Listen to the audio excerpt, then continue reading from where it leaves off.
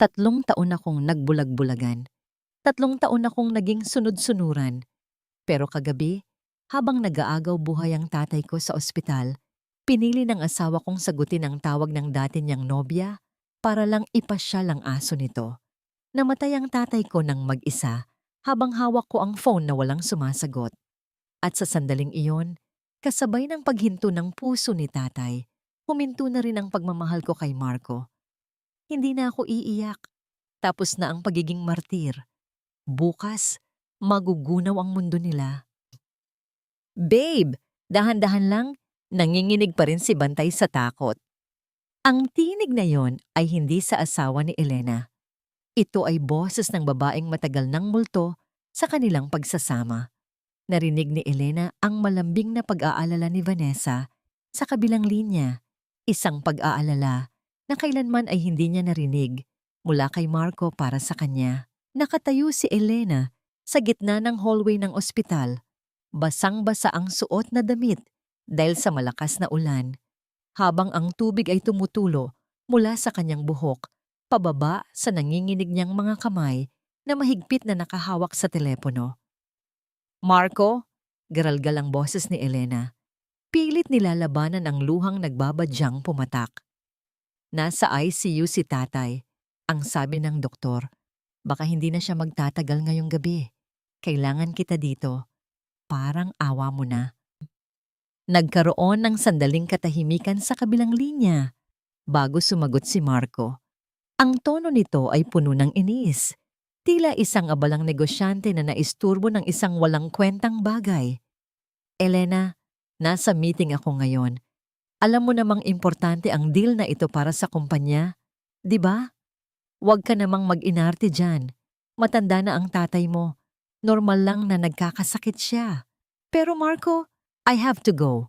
Umuwi ka na. At huwag kang gumawa ng eksena sa ospital. Nakakahiya. Bago pa man makasagot si Elena, naputol na ang linya. Ang tanging narinig niya, bago namatay ang tawag, ay ang boses muli ni Vanessa na nagsasabing, "Thank you for coming, Marco. Hindi ko alam ang gagawin ko kung wala ka." Dahan-dahang ibinaba ni Elena ang telepono. Ang lamig ng aircon sa ospital ay tila nanunuot hanggang sa kanyang buto, pero mas malamig ang naramdaman niya sa kanyang puso. Nasa meeting daw ito. Isang meeting kasama ang babaeng minahal nito bago siya, para lang samahan itong dalhin ang aso sa veterinaryo. Habang ang sariling asawa nito ay nag-iisa, basang-basa, at naghihintay sa kamatayan ng kaisa-isang pamilyang natitira sa kanya.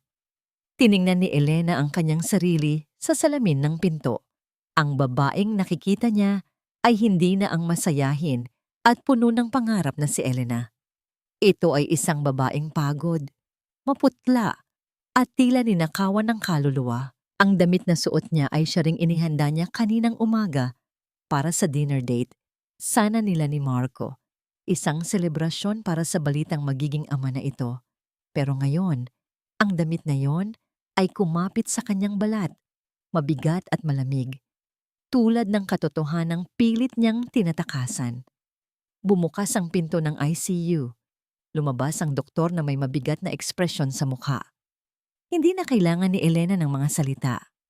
Ang dahan-dahang pag-iling ng doktor ay sapat na para gumuho ang kanyang mundo. Wala na si tatay, ang nag-iisang lalaking tunay na nagmahal sa kanya nang walang hinihinging kapalit. Ang nag-iisang tao na laging nagsasabi sa kanya na siya ay sapat na. Wala na siya. Lumapit si Elena sa kama ng ama. Hinawakan niya ang kamay nito na unti-unti nang nanlalamig. Wala siyang maiyak. Tila naubos na ang lahat ng luha niya sa 3 taong paghihintay kay Marco. May iniabot na puting sobre ang nurse sa kanya.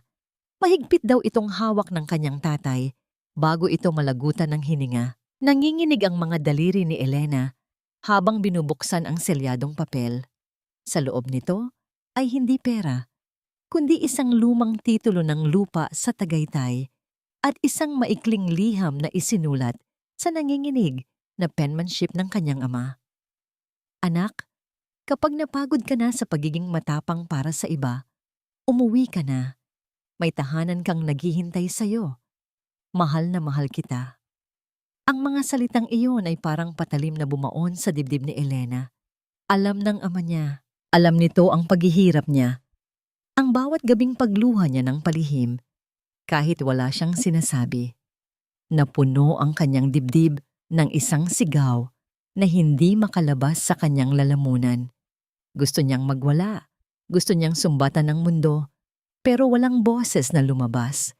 Sa halip na boses, naramdaman niya ang isang matinding sakit. Hindi sa puso, kundi sa kanyang sinapupunan. Biglang nanlabo ang paningin ni Elena. Ang malamig na sahig ng ospital ay tila umikot. Napahawak siya sa gilid ng kama ng kanyang ama, pero hindi kinaya ng kanyang mga tuhod ang bigat ng kanyang katawan at ng kanyang nararamdaman. Napaluhod siya sa sahig.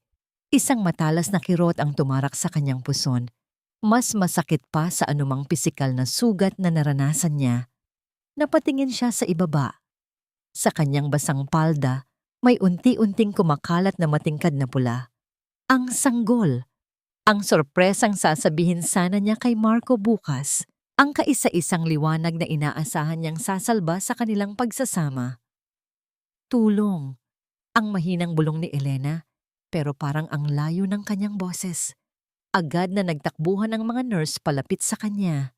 Naramdaman niya ang pagbuhat nila sa kanya, ang pagtakbo ng stretcher, at ang nakasisilaw na ilaw sa emergency room. Pero sa gitna ng kaguluhan, ang tanging nasa isip ni Elena ay ang huling pag-uusap nila ni Marco.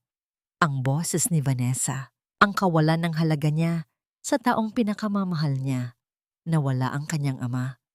At ngayon, nararamdaman niyang unti-unting dumudulas din ang buhay ng kanyang anak mula sa kanyang katawan. 2 buhay ang nawala sa gabing pinili ni Marco na alagaan ang aso ng ibang babae amatilumikib. Ilang oras ang lumipas o baka araw, hindi na sigurado si Elena. Nakadilat ang kanyang mga mata habang nakatitig sa puting kisame ng kwarto. Tapos na ang lahat. Malinis na ang kanyang katawan, pero pakiramdam niya ay may malaking butas na naiwan sa kanyang pagkatao na kailanman ay hindi na mapupuno. Bumukas ang pinto ng padabog. Pumasok si Marco. Hinihingal at gusot ang damit, pero hindi maitatago ang amoy ng mamahaling pabango na humahalo sa amoy ng ulan. Ang pamilyar na pabango ni Vanessa na vanilla at stale smoke. Elena! Tawag ni Marco, pero walang bahid ng takot sa boses nito, kundi inis. Kanina pa ako tumatawag sa'yo. Bakit ba laging naka-off ang phone mo kapag kailangan kita? Alam mo bang iniwan ko ang meeting ko para lang pumunta dito? Dahan-dahang lumingon si Elena. Tinitigan niya ang asawa. Dati, ang mukhang yun ang kanyang mundo. Ang bawat ngiti ni Marco ay sapat na para burahin ang pagod niya. Pero ngayon, habang tinitingnan niya ito, parang ibang tao ang nasa harap niya. Isang estranghero. Hindi napansin ni Marco ang kawalan ng emosyon sa mukha ni Elena. Nagpatuloy ito sa pagsasalita habang inaayos ang kanyang relo. Sabi ng nurse na matay na daw si tatay. Condolence. Pero sana naman naghintay ka na lang sa bahay pagkatapos. Hindi yung dito ka pa nag-collapse. Alam mo namang ayaw ni Mommy na napapag-usapan tayo ng mga tao. Walang tanong kung kumusta siya. Walang tanong kung bakit siya dinugo. Walang yakap. Puro reklamo. Puro sarili. Puro reputasyon. Kinuha ni Elena ang kanyang telepono sa gilid ng kama. Ang wallpaper ay ang litrato nilang dalawa noong araw ng kanilang kasal. Siya na puno ng pag-asa at si Marco na nakatingin sa malayo. Sa harap mismo ni Marco, habang nag-aalboroto ito tungkol sa abala, tahimik na pinalitan ni Elena ang wallpaper. Ginawa niya itong itim, purong itim. Umuwi na tayo, utos ni Marco. Tila naiinip na. Pagod na ako. Tumingin si Elena sa kanya. Ang mga mata niya ay tuyo at walang laman. Parang isang bahay na matagal nang inabandona. Hindi na ako uuwi, Marco. Ang sagot niya sa tinig na nakakatakot sa sobrang hina at lamig. Kumunot ang noo ni Marco. Anong pinagsasabi mo? Huwag mo nga akong dramahan dyan. Wala nang uuwi, ulit ni Elena, habang ang alaala ng kanyang ama at nang nawalang sanggol ay nagpapatigas sa kanyang puso. Wala ka nang babalikan. Sa labas ng bintana, patuloy ang pagbuhos ng ulan, hinuhugasan ang lahat ng bakas ng kahapon, habang sa loob ng kwartong iyon, tuluyan nang namatay ang si Elena, na kilala ni Marco. Ang amoy ng sampagita at natutunaw na kandila ay bumalot sa buong kapilya ng punerarya. Isang pamilyar na amoy ng paglisan na tila nanunuot sa bawat sulok ng silid. Sa gitna, tahimik na nakahimlay ang ama ni Elena sa loob ng isang simpleng puting kabaong. Napapaligiran ng mga bulaklak na tila nakikiramay sa kanyang pag-iisa. Nakaupo si Elena sa pinakaharap na bangko. Suot ang itim na bestida na lalong nagpatingkad sa kanyang namumutlang balat. Wala nang luhang lumalabas sa kanyang mga mata. Tuyo na ang mga ito, katulad ng kanyang puso na pinatigas ng sunod-sunod na dagok ng tadhana. Sa kanyang tabi ay nakaupo si Marco. Naroon ang katawan nito, pero ang isip ay lumilipad sa ibang lugar. Bawat 5 minuto, pasimpleng sumusulyap ito sa kanyang relo o kaya ay sa ilaw ng kanyang cellphone na nakatago sa ilalim ng barong Tagalog. Para bang ang pagdadalamhati ay isang obligasyon na kailangang matapos agad para makabalik na siya sa kanyang totoong buhay. Elena! Bulong ng isang boses na puno ng reklamo mula sa likuran. Napapikit si Elena ng mariin. Kilala niya ang boses na yon, ang kanyang biyenan, si Doña Sita. Lumapit ang matanda. Ang mga alahas nito ay kumikinang sa ilaw ng punerarya. Tila insulto sa simpleng pamumuhay ng ama ni Elena. Inilibot nito ang tingin sa paligid na may halong pagkadisgusto. Grabe naman ang gastos dito, Hija. Bulong nito na sapat lang para marinig ni Elena pero hindi ng ibang bisita. Imported pa yata ang mga bulaklak. Patay na nga ang tatay mo. Kailangan pa ba ng ganitong kamahal na kabaong? Sana itinabi mo na lang ang pera o kaya ibinigay mo sa amin para pandagdag sa negosyo ni Marco. Sayang lang Alam mo namang gipit tayo ngayon. Hindi sumagot si Elena. Nanatili siyang nakatitig sa kawalan. Dati, hihingi siya ng paumanhin at yuyuko sa hiya. Pero ngayon, ang mga salita ng biyenan ay parang hangin na lamang na dumadaan sa tenga ng isang estatwa. Ang pera para sa libing ay galing sa sarili niyang ipon. Ang ipon na dapat sana ay para sa panganganak niya. Pero hindi na yon alam ni Doña Sita. Hindi na nila kailangang malaman. Biglang bumukas ang pinto ng kapilya ng malakas na tila sinadya para agawin ang atensyon ng lahat. Ang tahimik na bulungan ng iilang nakikiramay ay napalitan ng isang nakakairitang katahimikan. Pumasok si Vanessa. Hindi ito nakasuot ng itim. Nakasuot ito ng isang dark blue na dress na sadyang hapit sa katawan, na tila papunta sa isang cocktail party at hindi sa lamay. Ang yabag ng kanyang matataas na takong sa marmol na sahig ay umaalinggaw-ngaw sa buong kapilya. Bawat hakbang ay humihingi ng atensyon. May dala itong isang maliit na buke ng bulaklak na mukhang binili lang sa tabi-tabi.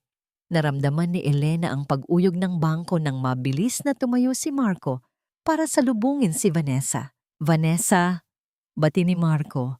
Ang boses ay may halong pag-aalala na hindi niya ipinakita kay Elena buong gabi. Bakit ka pa pumunta? Sabi ko magpahinga ka na lang. I have to be here for you, Marco. At para kay Elna. Sagot ni Vanessa ng malakas, sapat para marinig ng mga tao. Lumapit ito kay Elena at humawak sa braso nito ng mahigpit, tila isang ahas na pumupulupot. Condolence, Elena. Sorry I'm late. Galing pa kami ni Marco sa vet kahapon, di ba babe? Sobrang stress kasi ni Bantay. Muntik na kaming hindi makatulog sa pag-aalala. Binanggit niya ang aso. Sa harap ng kabaong ng ama ni Elena, sa harap ng babaeng nawalan ng ama at anak, binanggit niya ang asong naging dahilan kung bakit namatay ng mag-isa ang matanda. Bago pa man makasagot si Elena, Biglang humawak si Vanessa sa kanyang sentido at umakto na parang hihimatayin. Ay! Sigaw ni Vanessa ng mahina. Agad na dinaluhan ni Marco si Vanessa. Sinalo ito sa kanyang mga bisig bago pa man ito bumagsak. Ang mukha ni Marco ay puno ng takot. Van, okay ka lang? Sabi ko sa'yo huwag ka nang umalis ng bahay ang hinahina ng katawan mo. Inalalayan ni Marco si Vanessa paupo sa upuan na dapat sana ay para sa pamilya ng namatay. Kumuha siya ng tubig, pinaypayan niya ito. Ang lahat ng atensyon ng mga tao ay nalipat sa kawawang si Vanessa at sa mabait na si Marco. Naiwang nakatayo si Elena. Siya ang naulila, pero siya ang naging anino sa sarili niyang pagdadalamhati. Tinitigan niya ang eksena sa kanyang harapan. Si Marco na nag-aalala sa babaeng may sakit-sakitan, habang ang tunay na asawa niya ay nakatayo sa gilid, dumudugo pa rin ang puso at sinapupunan. Nang masigurado ni Marco na okay na si Vanessa, lumingon siya at nakita ang mga mata ng mga bisita na nakatingin sa kanila. Tila natauhan siya na nasa lamay sila ng biyenan niya. Tumayo siya, inayos ang barong at lumapit kay Elena para akbayan ito, para ipakita sa lahat na siya ay mabuting asawa. Elena, bulong ni Marco habang pilit na ipinapatong ang kamay sa balikat ng asawa. Umupo ka na rin. Huwag ka nang tumayo dyan. Sa unang pagkakataon sa 3 taon, gumalaw si Elena hindi para sumunod, kundi para tumanggi. Dahan-dahan pero may diin. Hinawakan ni Elena ang kamay ni Marco na nasa balikat niya at tinanggal ito. Hindi niya ito itinapon ng padabog. Inalis niya ito na parang nagpagpag lang siya ng dumi o alikabok sa kanyang damit. Isang bagay na hindi kailangan. Isang bagay na nandidiri siyang dumikit sa kanya. Natigilan si Marco. Nanlaki ang mga mata nito sa gulat. Ang masunuring si Elena, ang martir na si Elena, ay tumanggi sa kanya sa harap ng maraming tao. Tumalikod si Elena at naglakad palayo sa kanila, papunta sa madilim na sulok ng kapilya kung saan naroon ang dispenser ng kape. Kailangan niya ng hangin, masisikip ang dibdib niya sa amoy ng kasinungalingan. Habang nakatayo siya doon, naramdaman niya ang isang pamilyar na presensya. Si Nanay Loring, ang matandang mayordoma ng pamilya ni Marco. Ang tanging tao sa bahay na yon na nagtrato sa kanya bilang tao. Hija, garalgal na bulong ni Nanay Loring. Lumingon si Elena at nakita ang luha sa mga mata ng matanda. May inilabas itong isang gusot na papel mula sa bulsa ng kanyang duster. Nanay Loring, bakit po kayo nandito? Tumakas lang ako sandali habang abala si Doña Sita sa pakikipag-usap sa mga amiga niya. Mabilis na sabi ng matanda. Nanginginig ang mga kamay. Inabot niya ang papel kay Elena. Alam kong masakit na ang pinagdadaanan mo, pero kailangan mong makita ito. Nakita ko ito sa basurahan sa kwarto ni Sir Marco kanina. Pinunit-punit na, pero binuo ko ulit. Tinanggap ni Elena ang papel. Ito ay isang medical result mula sa isang pribadong ospital. Nakapangalan kay Vanessa. Ang petsa ay noong nakaraang linggo lang. Binasa ni Elena ang nakasulat. Ang bawat letra ay parang kidlat na tumatama sa kanyang isip. Patient name, Vanessa Go. Diagnosis, normal ovulation. No signs of ovarian cyst or any reproductive inconsistency. Patient is in perfect health. 3 taon. 3 taon na sinasabi ni Vanessa na may sakit siya sa matris na naging dahilan kung bakit lagi siyang kailangang samahan ni Marco sa check-up. Sinasabi niyang nawalan siya ng anak noon dahil sa stress kaya kailangan siyang ingatan. Lahat iyon ay kasinungalingan. Wala siyang sakit. Walang krisis. Ang tanging sakit niya ay ang kanyang maitim na budhi. At si Marco, alam ba niya? O nagbulag-bulagan din siya? Piniga ni Elena ang papel sa kanyang kamay hanggang sa madurog ito. Tumingin siya sa kinaroroonan nila Marco at Vanessa. Nakita niyang tumatawa ng mahina si Vanessa habang may ibinubulong kay Marco at si Marco ay nakangiti. Isang ngiting hindi niya ibinigay kay Elena kahit noong buhay pa ang ama nito. Sa sandaling iyon, ang huling hibla ng pagmamahal at respeto na natitira kay Elena ay naputol. Ang apoy ng galit ay nagsimulang sumiklab sa kanyang dibdib. Hindi na ito mapipigilan ng kahit anong ulan. Tapos na ang lamay. Oras na para ilibing hindi lang ang kanyang ama, kundi pati na rin ang kanyang pagiging asawa. Pag-auwi nila, galing sa libing, sinalubong sila ng katahimikan ng malaking bahay. Walang imik na pumasok si Marco sa kwarto para magpalit ng damit, habang si Elena ay dumiretso sa kusina. Hindi siya nagpahinga. Sa halip, kinuha niya ang apron na nakasabit sa likod ng pinto. Ang apron na may bordang best wife na regalo pa ni Marco noong unang taon nila. Isinuot niya ito kahit alam niyang ito na ang huling beses na gagamitin niya ito. Sinimulan niyang ihanda ang paborito ni Marco. Sinigang na baboy. Dahan-dahan niyang hiniwa ang mga kamatis. Ang bawat hiwa ay pulido, kalmado. Inihulog niya ang mga ito sa kumukulong tubig.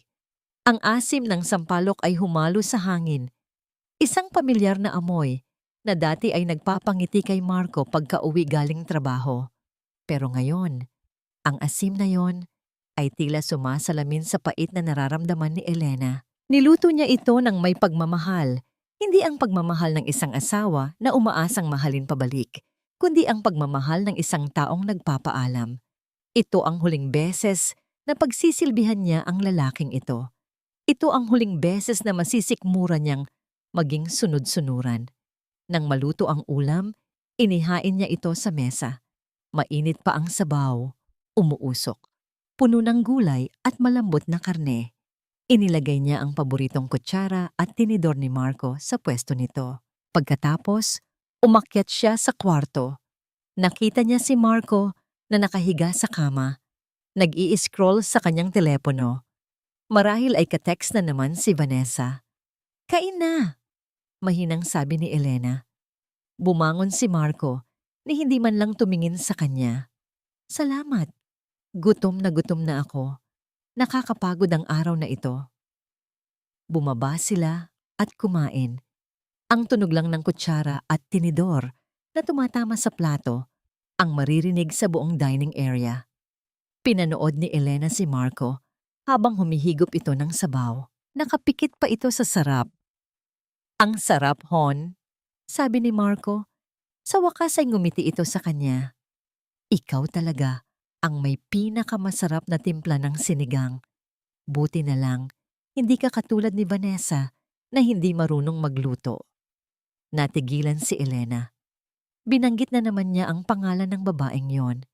Ikinumpara siya, pero sa paraang parang siya ang nanalo. Akala ba ni Marco ay matutuwa siya sa papuring iyon? Na mas magaling siyang katulong kaysa kay Vanessa? Oo nga pala, dagdag ni Marco habang nanginunguya ang karne. "Bukas, paki-withdraw mo naman ako ng cash." Nagpaparinig si Mommy na kailangan daw niya ng pambayad sa club membership niya. At saka, daanan mo na rin si Vanessa. Dalhan mo siya ng prutas. Sabi niya, nahihilo pa rin daw siya. Sa ilalim ng mesa, naikuyom ni Elena ang kanyang mga kamao. Ang kukunin niya ay bumaon sa kanyang palad, pero hindi niya ininda ang sakit. "Sige," sagot ni Elena. Isang salita. Walang emosyon. "Good," sabi ni Marco at muling sumubo. "Kaya mahal kita eh. Napakabait mo. Hindi ka mareklamo." Pagkatapos kumain, iniwan ni Marco ang pinagkainan sa mesa, gaya ng nakasanayan, at umakyat na para matulog. Hinugasan ni Elena ang mga plato. Hinugasan niya ang bawat pinggan, bawat baso, hanggang sa kuminang ang mga ito. Pinunasan niya ang mesa. Sinigurado niyang walang kahit anong dumi na maiiwan. Nang matapos ang lahat, umakyat siya sa kwarto. Tulog na si Marco. Rinig na rinig ang mahina nitong hilik. Mahimbing ang tulog ng taong walang konsensya. Binuksan ni Elena ang kanyang closet. Sa likod ng mga nakahanger na damit, naroon ang isang maliit na maleta na kanina pa niya inihanda habang naliligo si Marco bago ang hapunan. Wala siyang dinalang maraming gamit. Ilang piraso lang ng damit at ang litrato ng kanyang ama. Iniwan niya ang lahat ng mamahaling regalo ni Marco. Ang mga bag, sapatos, alahas. Hindi niya kailangan ang mga bagay na binili galing sa pera ng taong pumatay sa kanyang kaluluwa. Lumapit siya sa side table sa tabi ng higaan ni Marco. Dahan-dahan niyang hinubad ang kanyang wedding ring. Mabigat ang singsing, gawa sa puting ginto at may maliit na diamante. Pero nang matanggal ito sa kanyang daliri, naramdaman ni Elena ang isang kakaibang gaan. May naiwang puting marka sa kanyang daliri kung saan nakasuot ang singsing sa loob ng 3 taon. Isang peklat ng kanyang pagiging martir. Ipinatong niya ang singsing sa ibabaw ng mesa. Sa tabi nito, inilapag niya ang isang brown envelope. Sa loob nito ay ang annulment papers na matagal na niyang pinirmahan pero hindi niya maibigay-bigay dahil sa pag-asa. Ngayon, wala na ang pag-asang iyon. At sa ibabaw ng envelope, ipinatong niya ang isang maliit na itim na USB. Laman nito ang kopya ng medical records ni Vanessa at ang CCTV footage kung saan makikitang ninanakawan ni Doña Sita ang wallet ni Marco nung huli itong bumisita. Tinitigan ni Elena si Marco sa huling pagkakataon. Ang mukha nito ay payapa, tila walang ginawang masama. Gusto sana niyang sumigaw. Gusto sana niyang sampalin ito para magising sa katotohanan. Pero napagod na siya. Ang galit niya ay naging abo na lamang. Lumapit siya sa tenga ni Marco. Sa sobrang lapit, naaamoy niya ang hininga nito. "Paalam, Marco!" Bulong ni Elena. Ang boses ay basag, pero buo ang loob. Sana maging masaya ka sa impyernong pinili mo. At sana hindi ka mamatay sa pagsisisi kapag nalaman mo ang totoo. Hindi gumalaw si Marco. Nanatili siyang tulog. Hindi alam na sa paggising niya bukas, wala na ang ilaw ng kanyang tahanan. Tumalikod si Elena.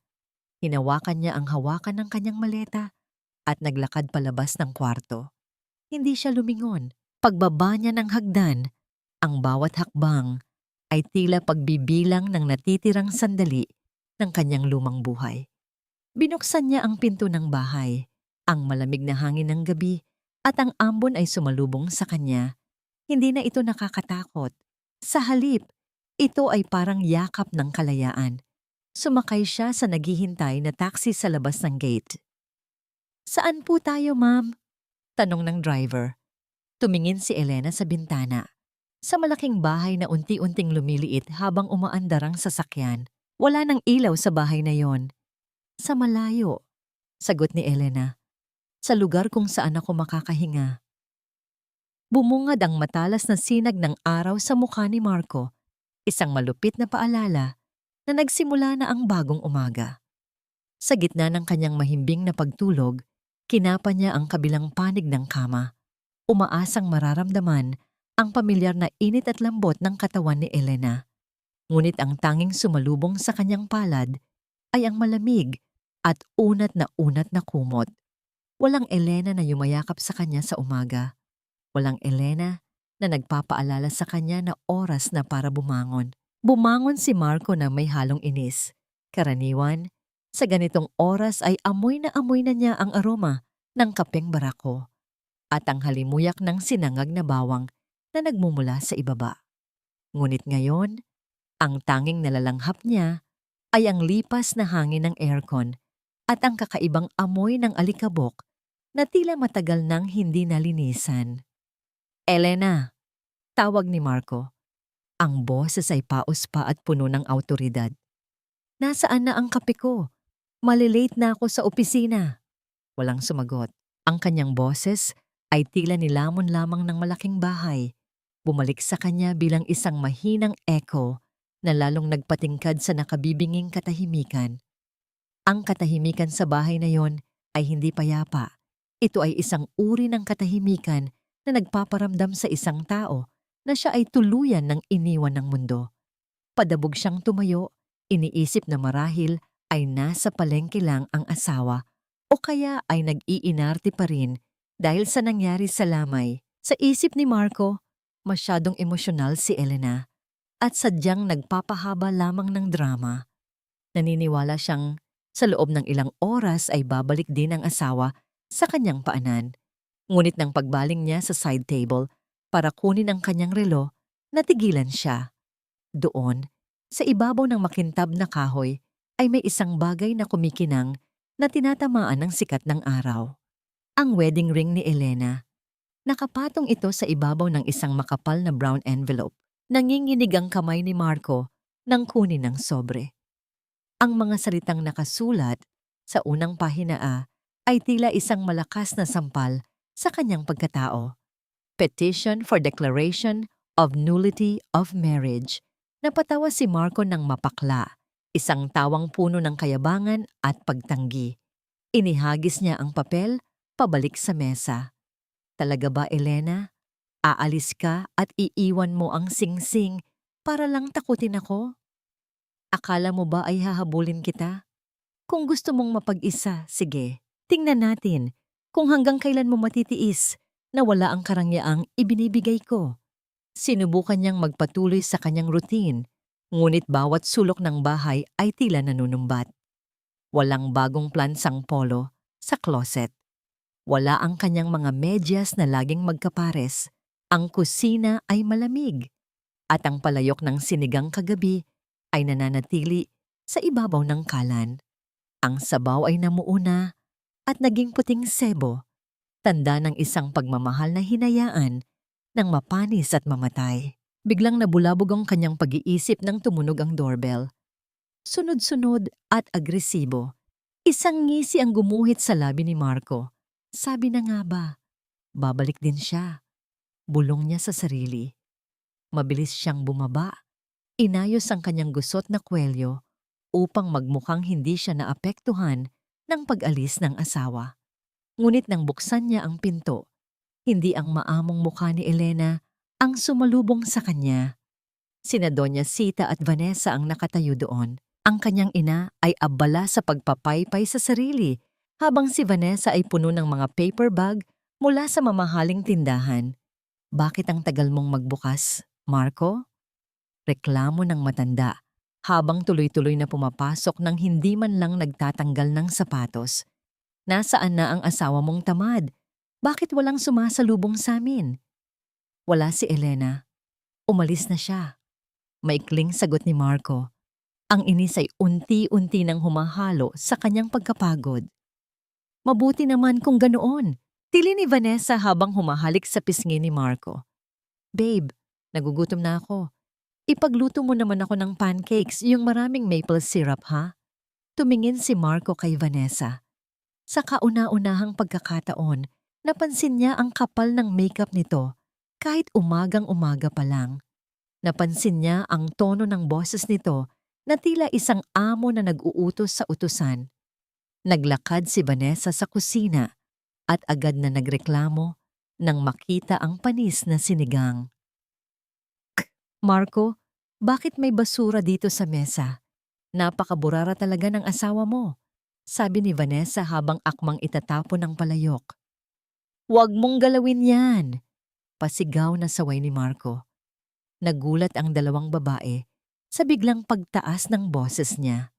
Hindi niya maipaliwanag, pero ang makita si Vanessa na hinahawakan ang huling niluto ni Elena para sa kanya ay tila isang paglapastangan. Tumakas si Marco sa ingay ng dalawa at bumalik sa kanyang study room. Kinuha niya ang maliit na itim na USB na kasama ng mga papeles. Iinurok niya ito sa kanyang laptop. At doon, sa harap ng nagniningning na screen, ang mundo ni Marco ay tuluyan ng gumuho. Ang unang video ay kuha mula sa CCTV sa sala.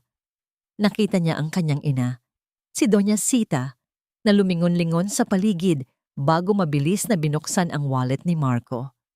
Nakita niya ang sariling ina na nagnanakaw ng makapal na bundle ng pera, ang perang pinagbintangan niyang ninakaw ni Elena. Nakita niya kung paano yumuko ang kanyang asawa sa video habang sinisigawan niya ito ng magnanakaw, habang ang tunay na may sala ay nakatayo sa tabi at naghuhugas kamay. Ang pangalawang video ay mas masakit. Nakita niya si Vanessa na sadyang tinulak ang paborito niyang antique vase. Nakita niya ang ngisi sa labi ni Vanessa matapos itong mabasag, bago ito biglang umakto na parang hihimatay nang marinig ang yabag ni Marco. Nakita niya ang sarili niya na niyayakap ang salarin, habang pinagmumura si Elena na tahimik lamang na pinupulot ang mga bubog hanggang sa masugatan ang mga daliri nito. Binitiwan ni Marco ang mouse ng computer. Ang kanyang mga kamay ay nanginginig at ang kanyang hininga ay naging mababaw. Ang bawat eksena sa video ay parang isang kutsilyo na humihiwa sa kanyang puso. Ang lahat ng mga pagkakataong pinahiya niya si Elena, ang lahat ng mga gabi na pinaluhan niya ito para protektahan ang mga taong nasa labas ng kanyang pinto. Lahat ng yon ay malinaw na ngayon. Sa ibaba, narinig niya ang tawa ni Vanessa at ang reklamo ng kanyang ina tungkol sa pera. Ang bahay na ito, na dati ay puno ng init dahil sa tahimik na pagsisikap ni Elena, ay biglang naging isang malamig na impyerno. Napatingin si Marco sa bintana. Sa daang tinahak ni Elena kagabi, sa gitna ng ulan, ngayon lang niya napagtanto na ang ilaw ng kanyang buhay ay hindi na kailanman muling sisindi sa loob ng bahay na ito. May kakaibang tunog ang katahimikan sa Tagaytay. Hindi ito ang nakabibinging katahimikan ng malaking bahay ni Marco, kung saan bawat yabag ni Elena ay kailangang dahan-dahan. Dito, ang katahimikan ay binubuo ng mahinang bulong ng hangin sa mga puno ng pino at ang malayo, ngunit nakatatahimik na awit ng mga ibon sa madaling araw. Nakatayo si Elena sa maliit na beranda ng isang lumang cottage na gawa sa kahoy at bato. Ito ang lihim na pamanang iniwan ng kanyang tatay, isang bahay na hindi kailanman nalaman ng pamilya ni Marco.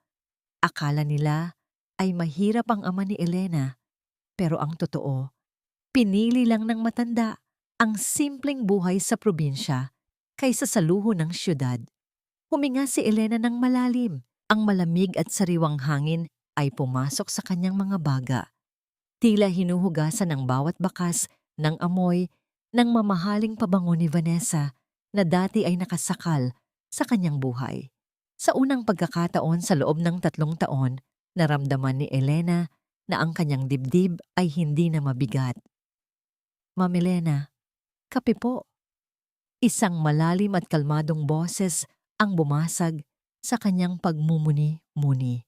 Lumingon si Elena at nakita si Gabriel. Siya ang lalaking tumulong sa kanya na ayusin ang bahay mula nang dumating siya rito noong 1 linggo.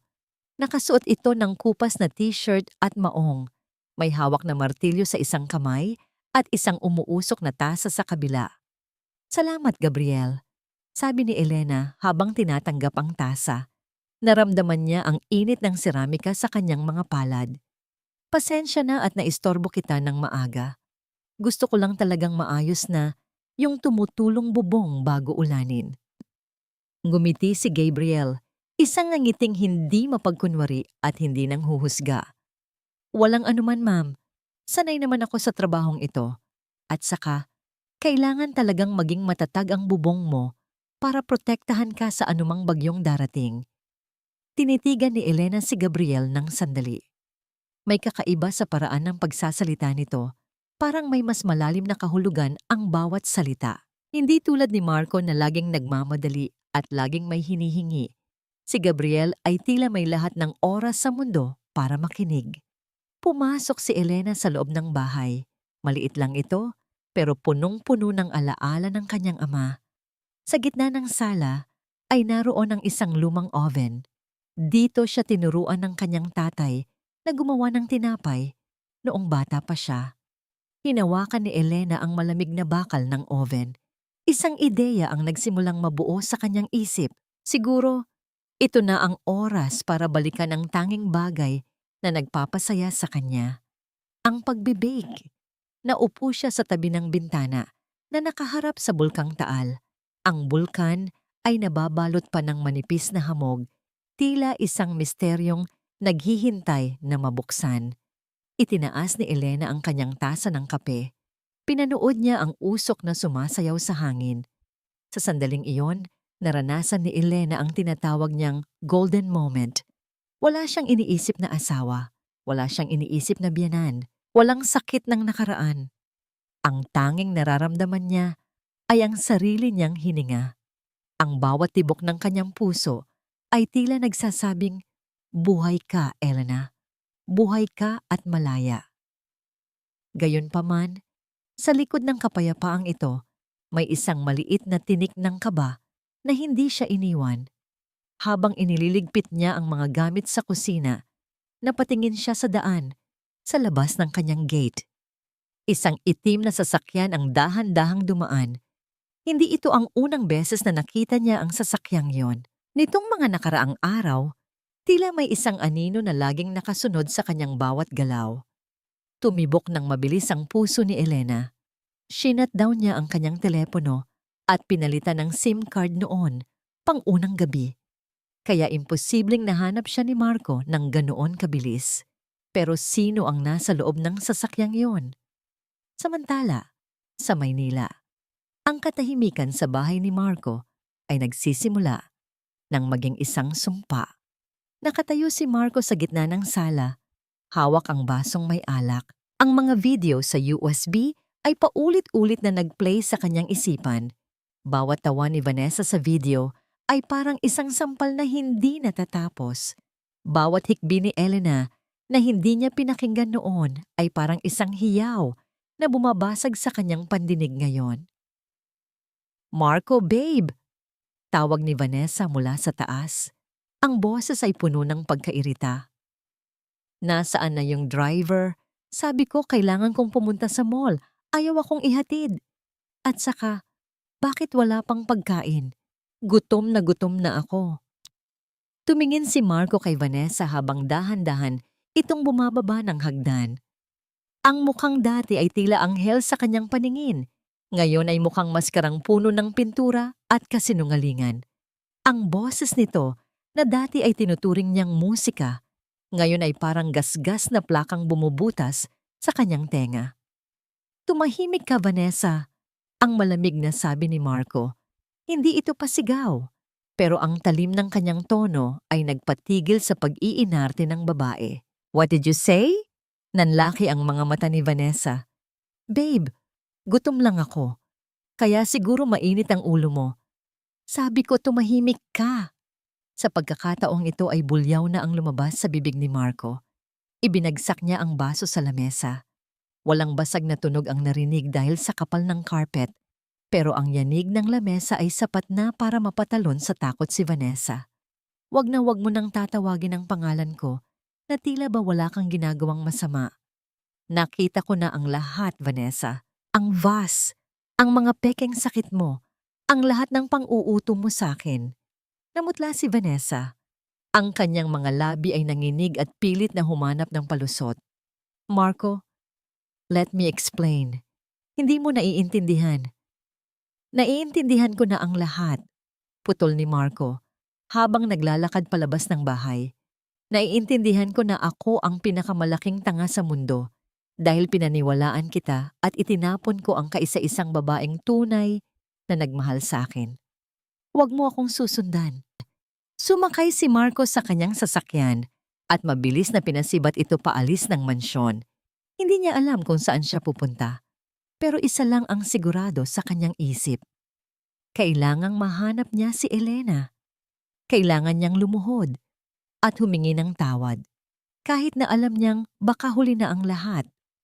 Samantala, sa tahimik na dako ng Tagaytay, abala si Elena sa pagmamasa ng harina. Ang bawat diin ng kanyang mga palad sa malambot na masa ay tila isang paraan ng paglalabas ng lahat ng sakit na naipon sa kanyang dibdib. Ang init ng oven na sinimulan ng magliyab ay nagbibigay ng kakaibang ginhawa sa kanyang nanlalamig na pakiramdam. Lumapit si Gabriel at tiningnan ang ginagawa niya. "Mukhang masarap yan, Ma'am Elena. Amoy pa lang. Alam ko nang galing sa puso ang pagkakagawa." Napangiti ng bahagya si Elena. "Sana nga, Gabriel. Ito lang ang alam kong paraan para makalimot." Minsan, ang paglimot ay hindi tungkol sa pagbura ng alaala. sabi ni Gabriel habang tinutulungan siyang iayos ang mga tray. Kundi tungkol sa pagbuo ng mga bagong alaala na mas matamis kaysa sa mapait na nakaraan.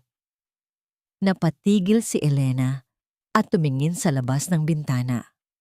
Ang sikat ng araw ay unti-unti nang lumulubog, nagbibigay ng kulay kahel at lila sa langit ng Tagaytay. Napakaganda ng tanawin, ngunit muling nahagip ng kanyang paningin ang itim na sasakyang kanina palulan sa labas ng kanyang gate. Sa pagkakataong ito, hindi lang ito dumaan. Huminto ang sasakyan. Dahan-dahang bumukas ang pinto ng kotse. Isang pares ng sapatos na dekalidad at isang pamilyar na figura ang lumabas mula rito. Ang puso ni Elena ay tila tumalon sa kanyang lalamunan. Hindi siya pwedeng magkamali. Ang tindig na yon, ang paraan ng pag-ayos ng buhok. Ngunit hindi si Marco ang lumabas sa sasakyan. Isang matandang lalaki na naka-Amerikana ang naglakad patungo sa gate. Mukha itong seryoso at may dalang isang itim na briefcase. Lumingon si Gabriel kay Elena. Ang kanyang mukha ay biglang naging seryoso. Tila alam niya kung sino ang panauhing ito. Ma'am Elena, mahinang tawag ni Gabriel. Nandito na ang abogado ng tatay mo. Nabitawan ni Elena ang hawak na harina. Nagkalat ang puting pulbo sa sahig na tila niebe. Abogado? Bakit ngayon lang ito lumitaw? At anong katotohanan pa ang hindi niya alam tungkol sa kanyang ama na tila sadyang itinago sa kanya sa loob ng maraming taon? Mula sa paghihiganti ni Marco sa sarili kapayapaan ni Elena sa pagbebake, biglang kaba at misteryo. Ang pakiramdam ng malambot na masa ng tinapay sa mga kamay ni Elena, isang simbolo na hawak na niya ang sarili niyang buhay at kaya niya itong hubugin ayon sa gusto niya. Ano ang nilalaman ng briefcase ng abogado? At bakit tila kilala ni Gabriel ang lalaking ito? Isang puting sobre ang inilabas ng abogado pagpasok niya sa bahay. Elena, hindi lang lupa ang iniwan ng tatay mo. May huling-hiling siya na magbabago sa lahat ng alam mo tungkol sa kasal niyo ni Marco. Hindi sapat ang salitang patawad para dugtungan ang pusong pinunit-punit ng 3 taong panlilinlang. Habang ang bawat segundo ay tila bumibigat sa loob ng maliit na cottage sa Tagaytay, ang tanging maririnig ay ang mahinang pag-ugong ng hangin sa labas at ang malalim na hininga ni Elena. Nakaupo siya sa tapat ng abogadong si Attorney Castro habang si Gabriel ay nananatiling nakatayo sa isang sulok, tila isang aninong nakahandang magbigay ng proteksyon. Inilabas ni Attorney Castro ang mga dokumento mula sa kanyang briefcase. Ang kalansing ng mga metal na lock ng bag ay tila hudyat ng pagbubukas ng isang katotohanang matagal nang nakabaon. Inilapag niya ang isang makapal na papel na may selyo ng bangko at isang kasulatan na may pirma ng ama ni Elena. Elena, panimula ng abogado sa isang seryosong tono, hindi mahirap ang tatay mo.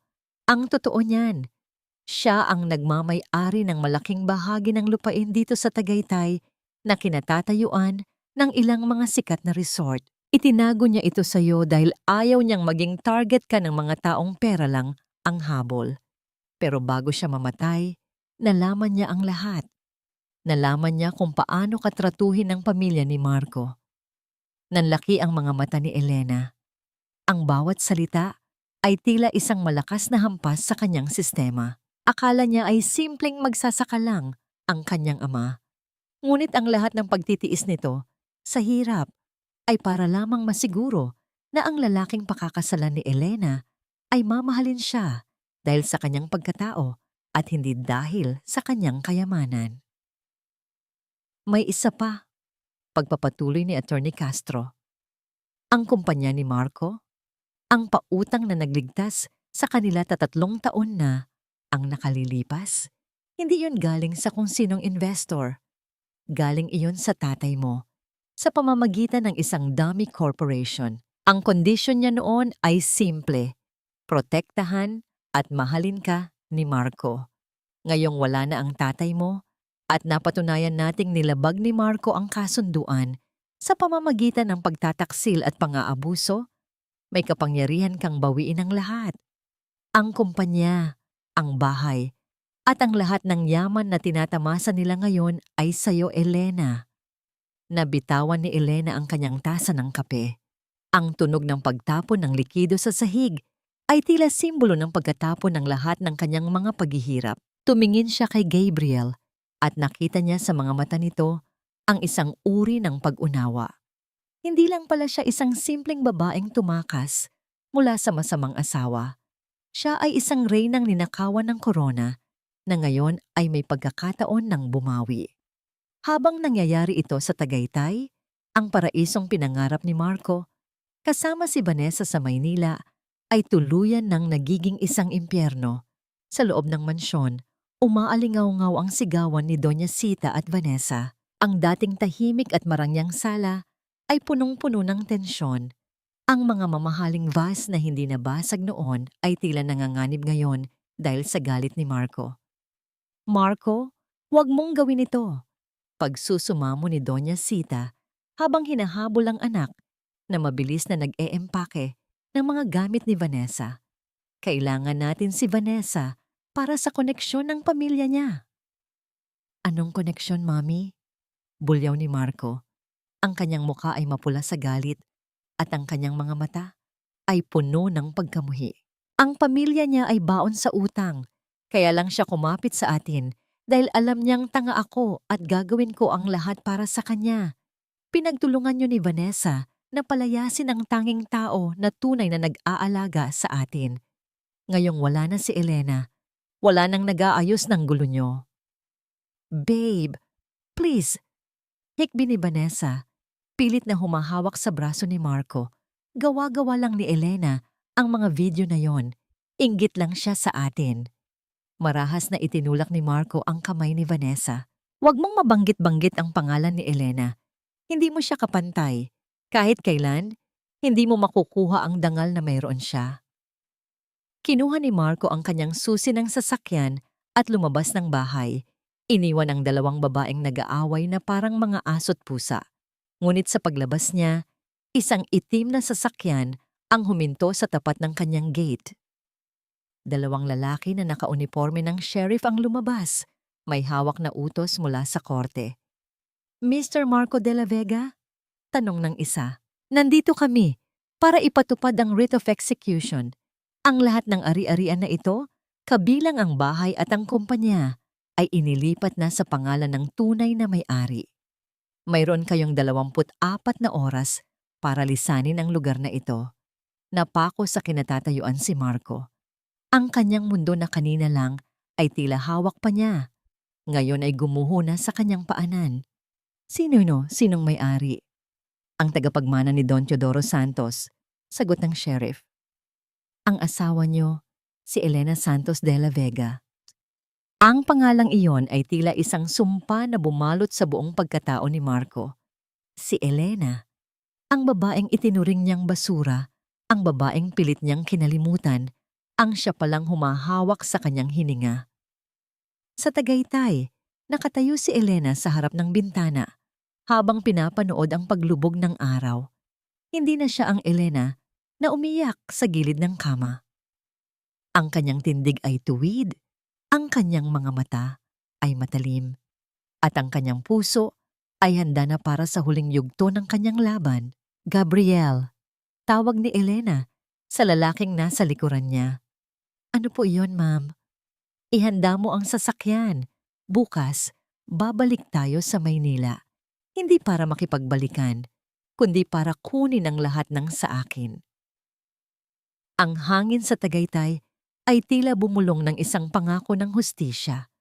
Ang lamat sa paraiso ni Marco ay naging isang malaking bangin na walang sino man ang makakatawid maliban sa isang babaeng natutong lumipad mula sa sarili niyang abo. Tapos na ang oras ng paghihintay, Marco. Nandito na ako para kunin ang lahat ng sa akin. Ang tinig na yon ay hindi nagmula sa isang panaginip. Hindi rin yun ang mahinang boses ng babaeng dati ay humihingi ng tawad kahit wala siyang kasalanan. Ang boses na yon ay matatag, malamig, at tila bakal na humahampas sa katahimikan ng malaking sala. Napatigil si Marco sa pag-aayos ng kanyang mga gamit. Dahan-dahan siyang lumingon patungo sa pintuan ng mansyon. Doon, sa ilalim ng nagniningning na chandelier na siya mismo ang pumili para sa kanilang kasal, nakatayo si Elena. Ngunit hindi ito ang Elena na huli niyang nakita, na basang-basa ng ulan at puno ng dugo ang mga binti. Nakatayo si Elena ng may dangal. Nakasuot siya ng isang formal na puting blazer at pantsuit na lalong nagpatingkad sa kanyang awtoridad. Ang kanyang buhok ay maayos na nakapusod at ang kanyang mga mata na dati ay puno ng luha, ngayon ay tila dalawang kristal na naglalabas ng apoy. Sa likuran niya ay nakatayo si Gabriel at si Attorney Castro na tila mga bantay ng isang reynang nagbabalik sa kanyang kaharian.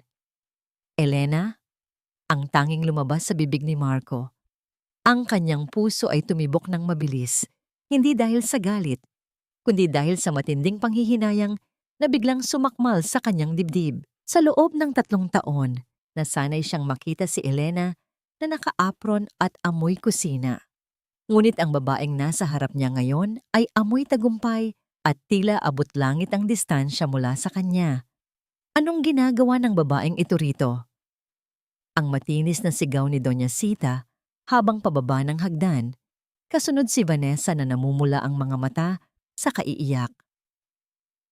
Marco, palayasin mo ang hampas lupang yan. Hindi siya pwedeng tumuntong sa bahay ko. Dahan-dahang lumingon si Elena sa kanyang dating biyenan. Ang isang maliit na ngiti ay gumuhit sa kanyang mga labi. Isang ngiting hindi umabot sa kanyang mga mata. Bahay niyo, Doña Sita? Mukhang hindi niyo binasa ng maayos ang dokumentong iniwan ng mga sheriff kanina. Naglakad si Elena patungo sa gitna ng sala. Bawat hakbang ng kanyang sapatos ay lumilikha ng isang ritmikong tunog sa marmol na sahig, na tila bawat tapak ay pagbawi sa bawat sentimetro ng kanyang pagkatao na kinuha ng pamilyang ito. Mula sa oras na ito, pagpapatuloy ni Elena habang tinititigan ang bawat isa sa kanila.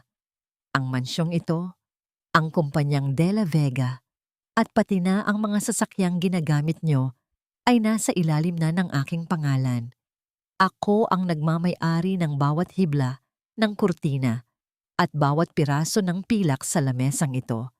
At dahil hindi nyo na kayang bayaran ng renta at ang mga utang na iniwan ng tatay ko para isalba ang kumpanya nyo, kailangan nyo nang umalis. Hindi maaari. Tili ni Vanessa, pilit na humaharap kay Elena. Marco, gawin mo ang paraan. Sabihin mo sa kanya na asawa mo pa rin siya. May karapatan tayo rito. Karapatan? Ang malamig na tanong ni Elena. Lumapit siya kay Vanessa hanggang sa magkatapat ang kanilang mga mukha. Naaamoy ni Elena ang takot mula sa babaeng dati ay itinuturing niyang mas makapangyarihan kaysa sa kanya. Ang tanging karapatan mo rito, Vanessa, ay ang karapatang tumahimik at lumabas nang hindi ko kailangang kaladkarin. Huwag mo akong susubukan ngayon. Wala na rito ang Elena na pwedeng mong saktan at pagbintangan. Binalingan ni Elena si Marco na hanggang ngayon ay nakatitig pa rin sa kanya, tila isang rebultong nawalan ng buhay. Marco, tawag ni Elena. Nasa mesa ang huling dokumentong kailangan mong pirmahan, ang pagsuko ng lahat ng shares mo sa kumpanya. Kapalit nito, hindi ko na itutuloy ang kasong pagnanakaw at panloloko laban sa mami mo. Elena, please. Ang pabulong na pagsusumamo ni Marco, humakbang siya palapit. Ang kanyang mga kamay ay nanginginig. Hindi ko kailangan ng pera. Hindi ko kailangan ng bahay. Gusto ko lang magpaliwanag. Gusto kong ayusin ang lahat. Alam ko na ang tungkol sa sanggol. Alam ko na ang lahat. Napatigil ang mundo ni Elena nang marinig ang salitang sanggol. Isang matalas na kirot ang dumaan sa kanyang puso. Ngunit mabilis niya itong pinalitan ng puot. Huli na, Marco, ang sagot ni Elena.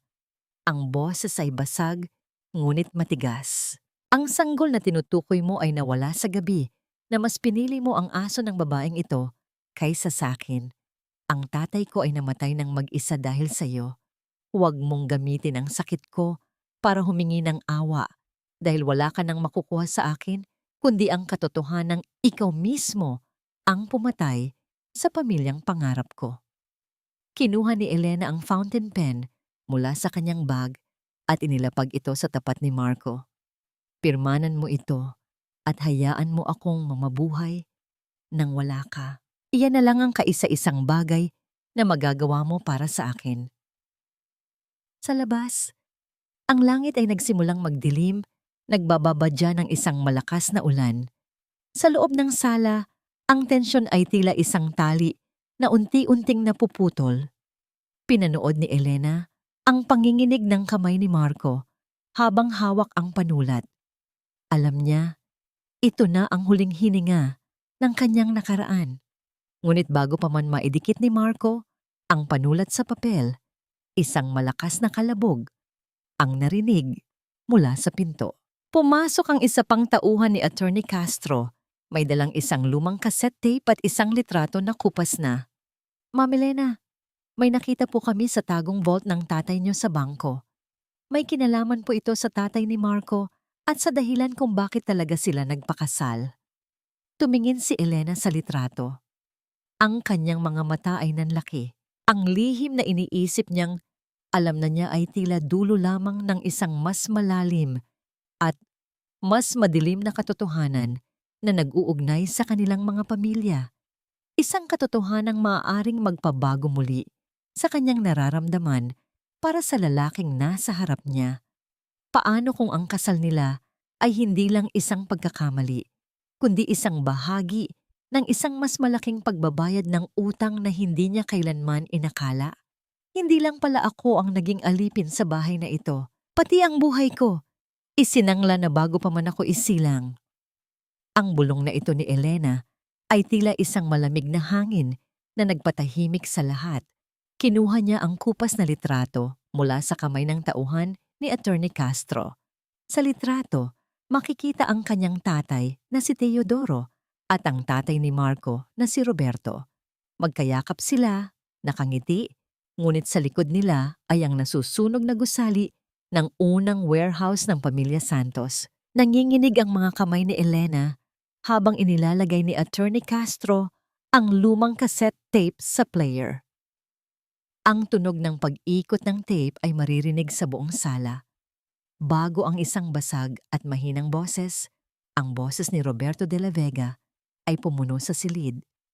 Teodoro, patawarin mo ako, ang sabi sa tape. Ako ang nagsunog ng warehouse.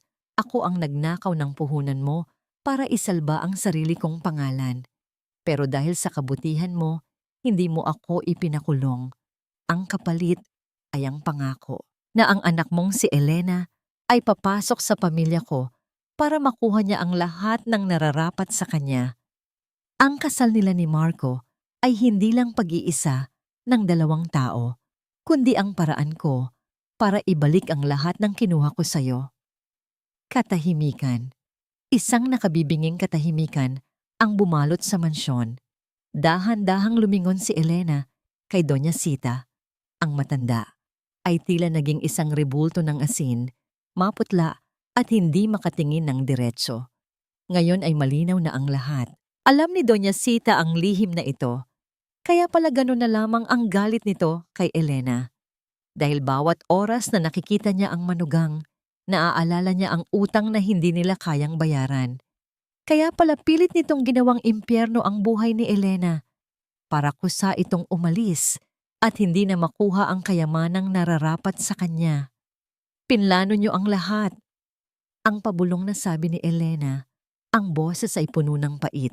Ikinasal niyo ako kay Marco, hindi dahil gusto niyo akong maging bahagi ng pamilya, kundi dahil kailangan niyo akong itago at busalan ng konsensya niyo. Binalingan ni Elena si Marco. Ang lalaki ay nakaluhod na sa sahig. Ang kanyang mga kamay ay nakatakip sa kanyang mukha.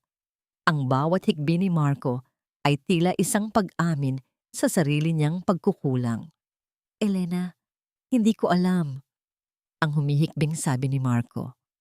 Sumpa man, Wala akong alam sa kasunduang ito. Pinakasalan kita dahil akala ko ay iyon ang tama. Akala mo ay iyon ang tama, Marco? Lumapit si Elena sa kanya. Ang bawat hakbang ay tila pagdurog sa natitirang dignidad ng mga lalaki. Ikinasal ka sa akin, pero itinuring mo akong basura. Hinayaan mong tapakan ako ng mami mo. Hinayaan mong ipahiya ako ng kabit mo. At sa lahat ng oras na yon, ang tatay ko pala ang nagpapakain sa inyo. Ang tatay ko pala ang bumuhay sa kumpanya nyo habang ninanakawan nyo ang anak niya ng dignidad. Walang maisagot si Marco. Ang bigat ng katotohanan ay tila isang bundok na dumudurog sa kanya. Ang lahat ng kanyang pagmamataas, ang lahat ng kanyang pagiging de la Vega ay nakatayo pala sa pundasyon ng nakaw na yaman at pagsusumamo ng kanyang ama. Ngayon, Marco, pagpapatuloy ni Elena habang itinataas ang fountain pen. Pirmanan mo na ito. Tapusin na natin ang sumpa ng mga magulang natin. Ayaw ko nang maging bahagi ng pamilyang magnanakaw. Nanginginig ang kamay ni Marco habang kinukuha ang panulat. Nilagdaan niya ang mga papeles nang hindi man lang tinitignan ang nilalaman. Wala na siyang pakialam sa shares. Wala na siyang pakialam sa mansyon. Ang tanging nararamdaman niya ay ang matinding sugat sa kanyang puso na alam niyang kailanman ay hindi na maghihilom.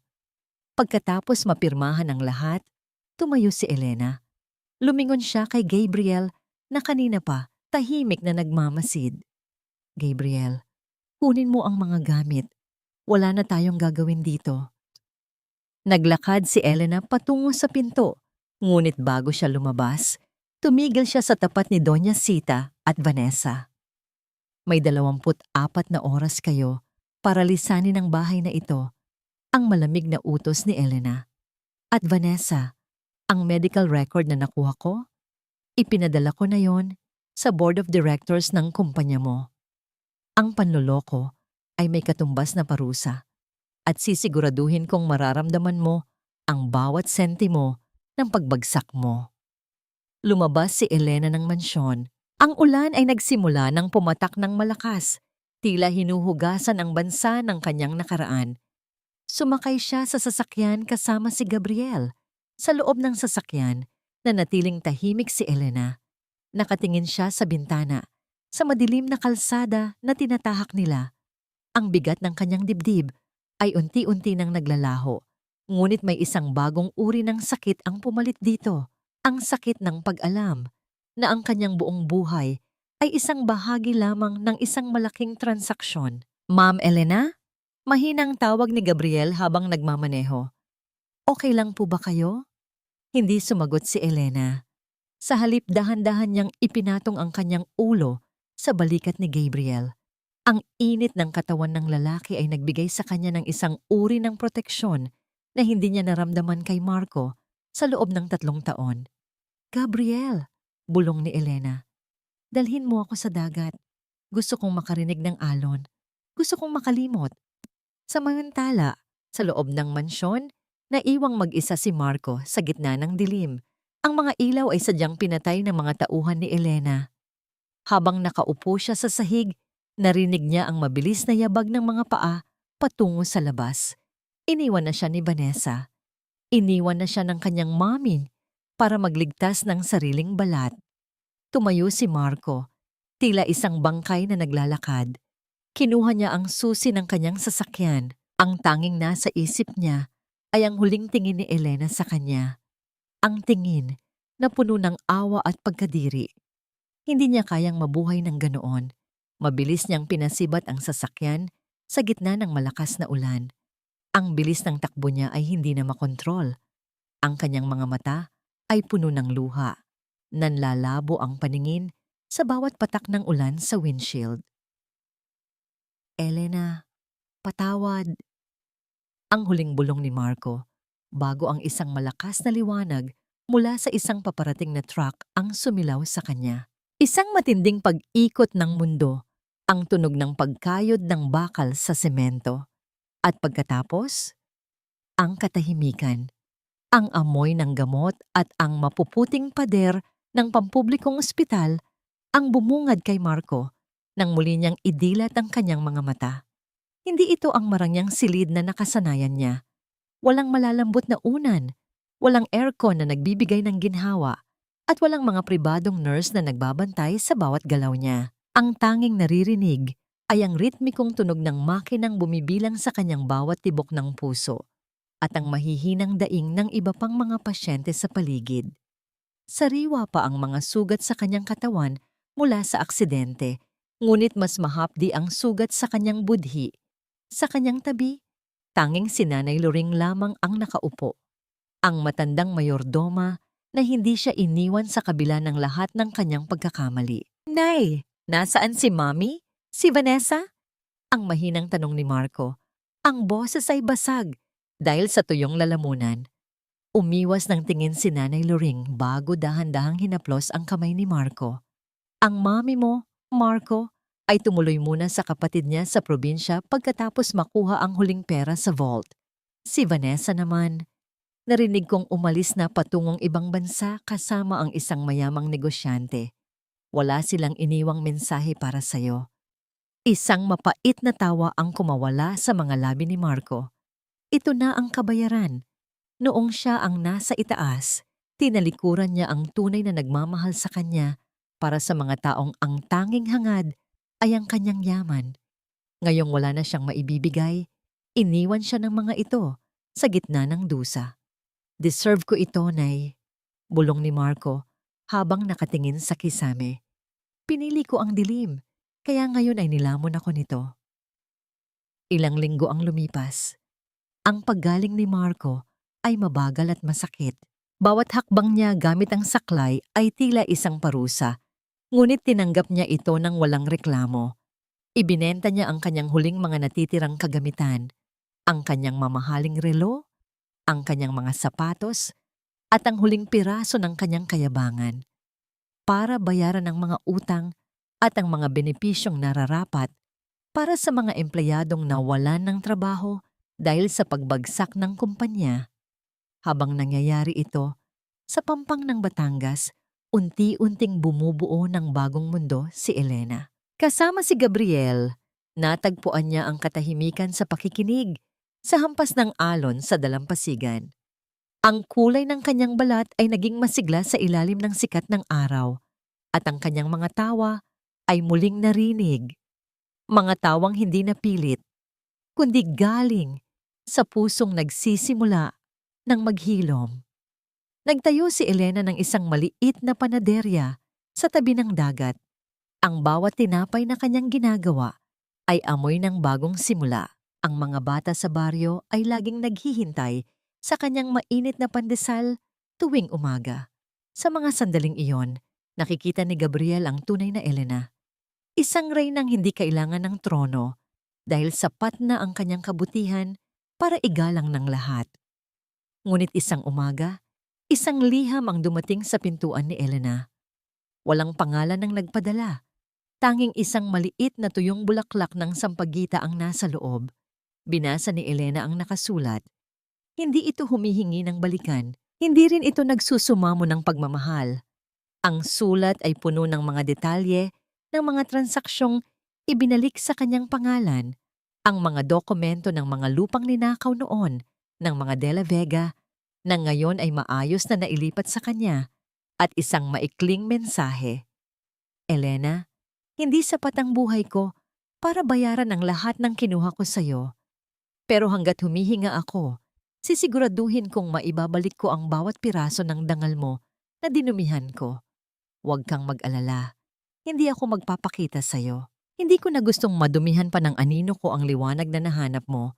Gusto ko lang malaman mo na sa unang pagkakataon, natuto na akong makakita. Napatitig si Elena sa sampagita. Naalala niya ang lamay ng kanyang ama, ang amoy ng mga bulaklak at ang lahat ng pait. Dahan-dahan niyang itinupi ang liham at inilagay ito sa loob ng isang kahon. Hindi niya ito itinapon, ngunit hindi rin niya ito binuksan muli. Samantala, sa isang maliit na construction site sa labas ng Maynila, isang lalaking naka-hard hat at may pilat sa muka ang masigasig na nagbubuhat ng mga semento. Si Marco, ang dating CEO na hindi madumihan ang mga kamay, ngayon ay nagtatrabaho bilang isang ordinaryong obrero. Ang bawat patak ng kanyang pawis ay tila isang alay ng pagsisisi. Gabi-gabi, bago matulog sa kanyang maliit na kwartong inuupahan, tinitignan ni Marco ang isang luma at lukot na litrato ni Elena. Hindi niya ito hinahalikan, hindi niya ito kinakausap. Tinitignan niya lang ito para ipaalala sa sarili kung ano ang sinayang niya at kung bakit kailangan niyang magpakabuti. Isang hapon, nakatanggap si Marco ng balita mula kay Nanay Loring. Ang panaderya ni Elena sa Batangas ay unti-unti nang nakikilala, ngunit may isang malaking kumpanya na nagtatangkang kunin ang lupaing kinalalagyan nito para gawing resort. Hindi nagatubili si Marco. Kinuha niya ang kanyang mga huling ipon, naglakbay patungo sa opisina ng mga taong nagbabalak na sumira sa katahimikan ni Elena. Hindi siya pumunta roon bilang isang makapangyarihang De La Vega, kundi bilang isang taong handang ibigay ang lahat para sa proteksyon ng babaeng minsan niyang sinaktan. "Anong pangalan mo?" tanong ng may-ari ng resort nang makaharap si Marco. "Hindi na mahalaga ang pangalan ko," ang sagot ni Marco. Ang kanyang mga mata ay matapang at walang takot. "Nandito ako para sabihin sa inyo na hinding-hindi niyo makukuha ang lupang iyon. At kung kailangang dumanas ako ng hirap para lang pigilan kayo, gagawin ko." Nang gabing iyon, habang nakaupo si Elena sa dalampasigan, naramdaman niya ang isang pamilyar na pakiramdam. Ang hangin ay tila nagdadala ng amoy ng isang pagsisisi na galing sa malayo. Lumingon siya sa dilim ng kalsada at nakita ang anino ng isang lalaking nakatayo sa ilalim ng puno ng niyog. Ang lalaki ay nakatingin sa kanya mula sa malayo, hindi lumalapit. Tila kontento na sa pagmamasid sa kanyang kaligtasan. "Marco?" Ang bulong ni Elena sa hangin. Ang anino ay dahan-dahang tumalikod at naglakad palayo, nawala sa gitna ng kadiliman. Walang salitang binitawan, walang pagtatangkang lumapit. Ang tanging naiwan ay ang tunog ng alon at ang katahimikan ng isang pusong natutong magparaya. Nagsisimula pa lamang sumilip ang unang sinag ng araw sa dalampasigan ng Batangas, ngunit ang amoy ng bagong lutong tinapay ay nanunuot na sa malamig na hangin. Sa loob ng panaderyang pinangalanan niyang Ang Bagong Bukas, abala si Elena sa pag-aayos ng mga basket. Ang bawat galaw niya ay may ritmong nagmumula sa katahimikan ng kanyang isip. Wala na ang mga gabing puno ng pangamba. Ang tanging naririnig niya ngayon ay ang mahinahong bulong ng dagat. Ngunit ang katahimikang ito ay biglang nabulabog nang huminto ang isang mamahaling sasakyan sa tapat ng kanyang tindahan. Bumaba ang tatlong lalaking naka-Amerikana.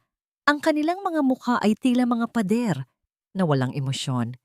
Sila ang mga kinatawan ng kumpanyang nagtatangkang bumili sa lupain ni Elena.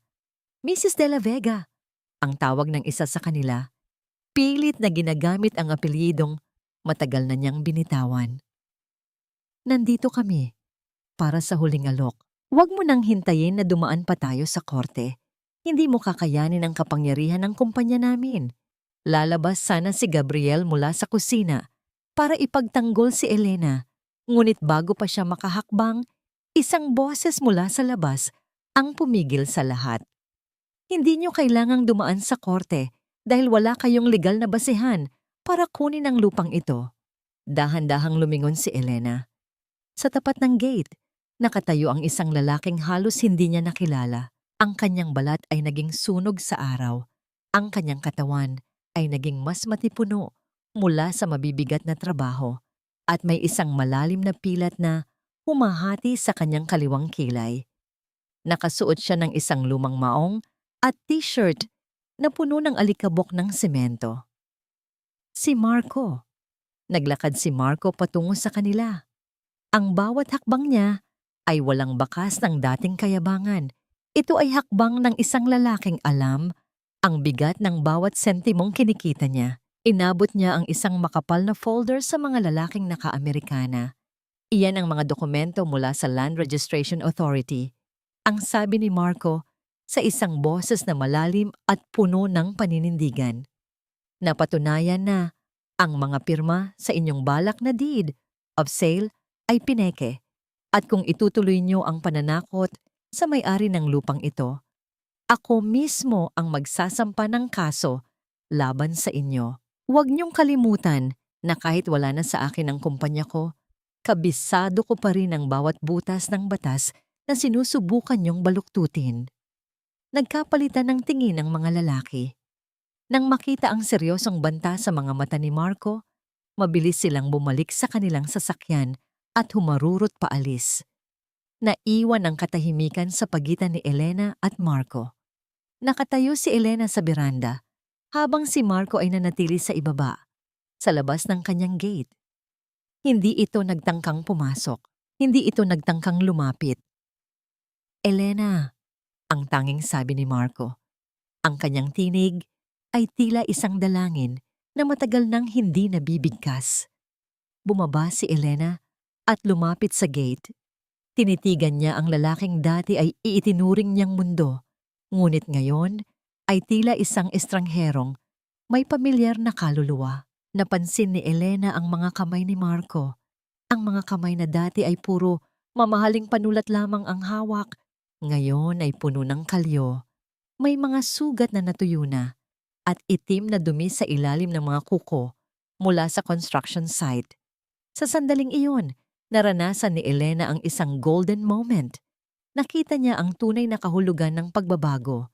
Hindi ito tungkol sa pagbabalik ng yaman, kundi tungkol sa pagdurog ng sariling ego para protektahan ang kaisa-isang bagay na totoo sa kanyang buhay. Bakit, Marco?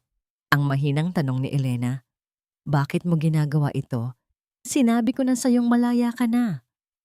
Iyon na nga, Elena, ang sagot ni Marco habang nakatingin sa malayo. Sa abot tanaw kung saan humahalik ang langit sa dagat.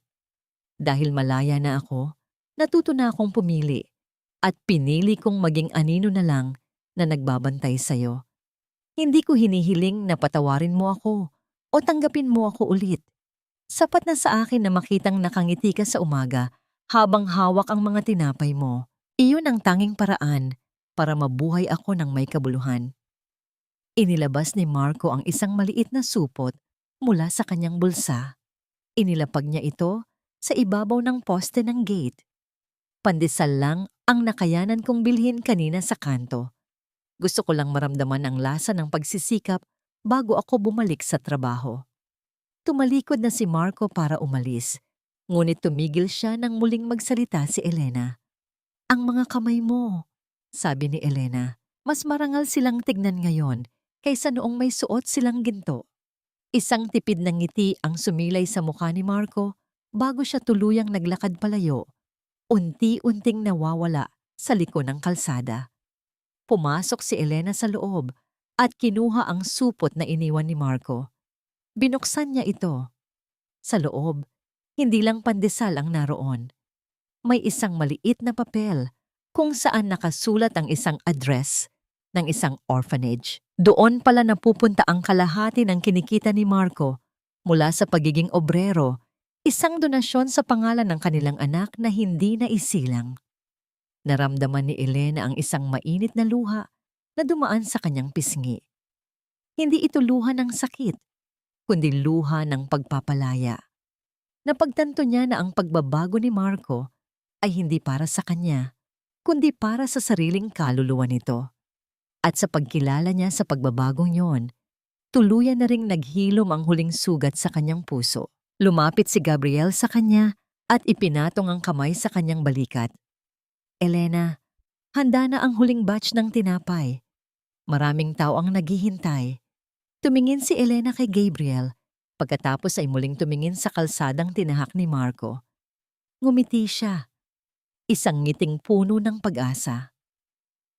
Tara na, sabi ni Elena. Marami pa tayong gagawing matamis para sa araw na ito. Ngunit sa gitna ng kapayapaang yon, isang tawag ang dumating sa telepono ni Elena. Isang boses mula sa nakaraan na hindi niya inaasahan.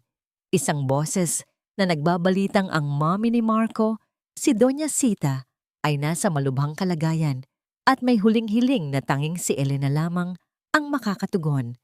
Ang huling lamat ng nakaraan ay tumatawag, humihingi ng isang desisyong susubok kung gaano na ba talaga kalalim ang kanyang natutunang pagpapatawad. Ang kalsada patungong Maynila ay tila mas mahaba kaysa sa dati. Habang nakatingin si Elena sa labas ng bintana ng sasakyan, pinapanood niya ang pagbabago ng tanawin mula sa luntiang bukirin patungo sa mausok at masikip na syudad. Kasama niya si Gabriel o sa amo. Biel, na tahimik lamang na nagmamaneho, ngunit ramdam ni Elena ang suporta nito sa bawat sulyap na ibinibigay sa kanya. Sigurado ka na ba rito, Elena? Mahinang tanong ni Gabriel nang pumasok sila sa bisinidad ng isang pampublikong ospital. Kailangan ko itong gawin, Gabriel, ang sagot ni Elena. Hindi para sa kanya, kundi para sa huling piraso ng kalayaang hinahanap ko. Hindi ako magiging ganap na malaya hanggat may natitira pang galit sa puso ko para sa babaeng yon. Pagpasok nila sa charity ward, sinalubong sila ng amoy ng disinfectant at ang init ng siksikang silid. Doon, sa isang sulok na malapit sa bintana, nakita ni Elena ang isang babaeng tila tuyong dahon na lamang sa ibabaw ng kama. Halos hindi niya makilala ang dating Doña Sita. Ang mga mamahaling alahas ay wala na. Ang kanyang balat ay tila nakadikit na lamang sa kanyang mga buto at ang kanyang mga mata ay rurok na sa pagod at sakit. Nang makita ni Doña Sita si Elena, dahan-dahang gumalaw ang kanyang mga labi. Isang mahinang tinig na tila galing sa ilalim ng lupa ang lumabas mula sa kanyang tuyong lalamunan. Nandito ka, ang pabulong na sabi ng matanda. Akala ko, hindi ka na darating. Lumapit si Elena sa tabi ng kama. Tinitigan niya ang babaeng dati ay itinuring siyang basura. Ang babaeng naging mitya ng pagkawasak ng kanyang pamilya. Nakaramdam si Elena ng isang kakaibang kirot. Hindi galit, kundi matinding awa. Ang karma ay hindi laging dumarating sa paraang madugo. Kung minsan, ito ay dumarating sa paraan ng matinding pangungulila at kawalan. Bakit niyo ako ipinatawag? Ang mahinang tanong ni Elena. Gusto kong humingi ng tawad, ang sabi ni Doña Sita, habang ang mga luha ay unti-unting bumabagtas sa kanyang kulubot na pisngi. Maling-mali ako, Elena. Kinamuhian kita dahil sa inggit. Kinamuhian kita dahil nakikita ko sa iyo ang lahat ng bagay na wala ako. Ang tunay na kabutihan at ang kakayahang magmahal ng walang kondisyon. Sinira ko ang buhay niyo ni Marco dahil natatakot akong makuha mo ang lahat ng sa amin. Pero tignan mo, sa huli, wala rin akong naitabi. Inabot ni Doña Sita ang isang maliit na susi mula sa ilalim ng kanyang unan. Iyan ang susi sa isang safety deposit box. Doon ko itinago ang mga huling alahas na ninakaw ko noon sa'yo. Gusto kong ibalik mo yan kay Marco. Tulungan mo siyang makabangon. Alam kong wala na akong karapatang humiling, pero siya ang buhay ko, Elena. Umiling si Elena. Ang mga alahas na yon ay hindi na mahalaga, Doña Sita. At si Marco, hindi niya kailangan ng pera niyo para makabangon. Nakabangon na siya ng sarili niyang sikap. Nakabangon siya nang matutunan niyang dumihan ang kanyang mga kamay para sa marangal na paraan. Natahimik ang matanda. Ang kanyang mga mata ay napuno ng pagsisisi. Patawarin mo ako. Patawarin mo ako, Elena. Sa sandaling iyon, naranasan ni Elena ang isang golden moment. Dahan-dahan niyang kinuha ang baso ng tubig sa tabi ng kama at inalalayan ang matanda para uminom. Hindi niya ito ginawa bilang isang manugang, kundi bilang isang tao para sa kapwa-tao. Pinatatawad ko na kayo, ang sabi ni Elena. Ang boses ay matatag at puno ng katahimikan. Hindi dahil karapat-dapat kayo, kundi dahil karapat-dapat ang puso ko sa kapayapaan, magpahinga na kayo. Isang mahabang buntong hininga ang kumawala kay Doña Sita. Tila isang malaking pasanin ang naalis sa kanyang dibdib. Pumikit siya at sa unang pagkakataon, ang kanyang mukha ay naging payapa. Paglabas ni Elena sa ward, nakita niya si Marco na nakatayo sa hallway. Kakadating lang nito galing sa trabaho. Ang kanyang damit ay puno pa rin ng alikabok ng semento. Nagkatitigan silang dalawa. Walang kompetisyon, wala nang sumbatan. Nakausap ko na siya, sabi ni Elena. Yumuko si Marco, ang kanyang mga mata ay basa. Salamat, Elena.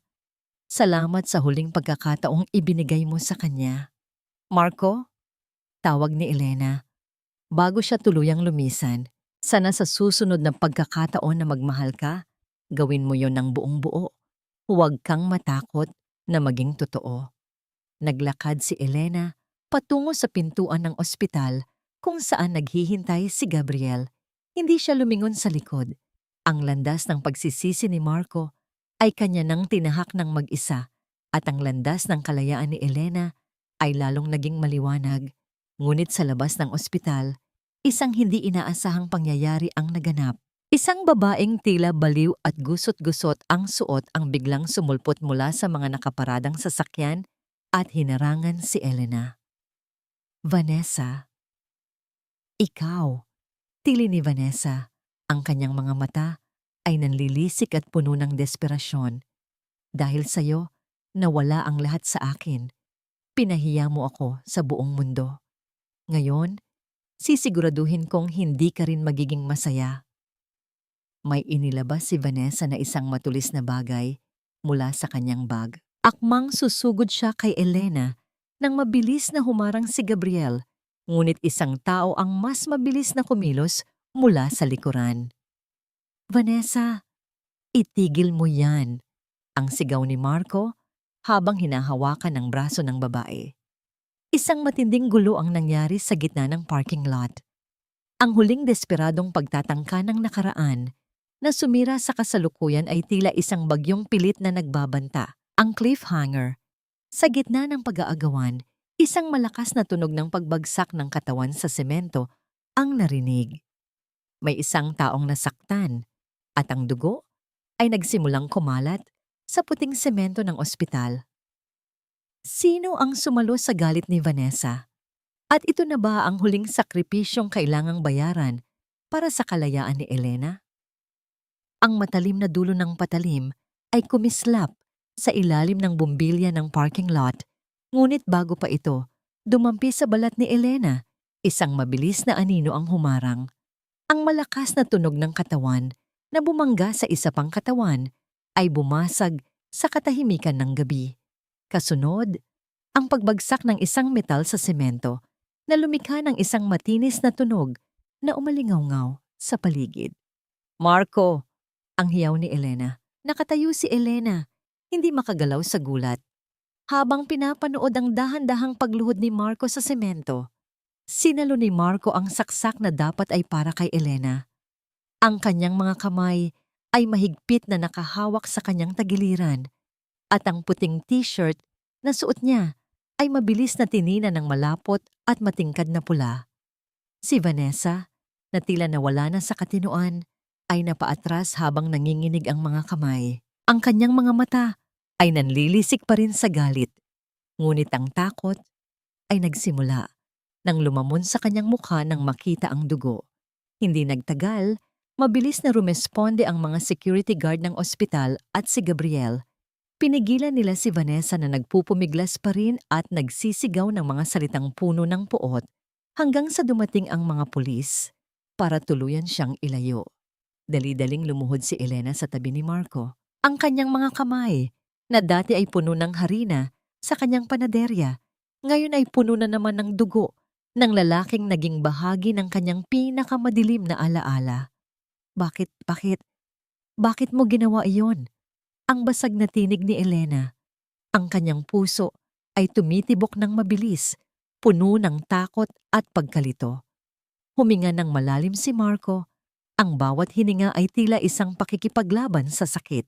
Tumingin siya kay Elena at sa kabila ng pamumutla ng kanyang mga labi, isang maliit at payapang ngiti ang gumuhit sa kanyang mukha. Utang ko ito, sa'yo. Ang mahinang bulong ni Marco. Sabi ko sa'yo, Elena, gagawin ko ang lahat para protektahan ang liwanag mo. Huwag kang iiyak. Ngayon, patas na tayo. Mabilis na dinala si Marco sa emergency room. Habang nakaupo si Elena sa labas ng operasyon, naramdaman niya ang init ng kamay ni Gabriel na humawak sa kanya. Elena, magiging maayos din ang lahat. Ang pag-aalok ni Gabriel. Tumingin si Elena sa kanyang mga kamay na may bahid pa rin ng dugo. Sa sandaling iyon, naranasan niya ang isang napakalalim na golden moment. Napagtanto niya na ang lahat ng sakit, ang lahat ng galit, at ang lahat ng paghihiganti ay wala ng halaga. Ang tanging natitira ay ang katotohanang ang bawat tao ay may pagkakataong magbago at ang pagpapatawad ay hindi para sa taong nagkasala, kundi para sa kalayaan ng taong nasaktan.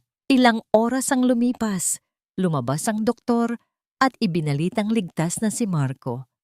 Hindi naging malalim ang saksak para kumitil ng buhay, ngunit sapat ito para mag-iwan ng isang permanenteng marka na magpapaalala sa kanyang huling sakripisyo. Kinabukasan, pumasok si Elena sa silid ni Marco. Nakaupo na ang lalaki, nakatingin sa bintana kung saan sumisilip ang sikat ng umaga. Nang makita niya si Elena, dahan-dahan niyang inabot ang isang maliit na sobre na nasa tabi ng kanyang kama.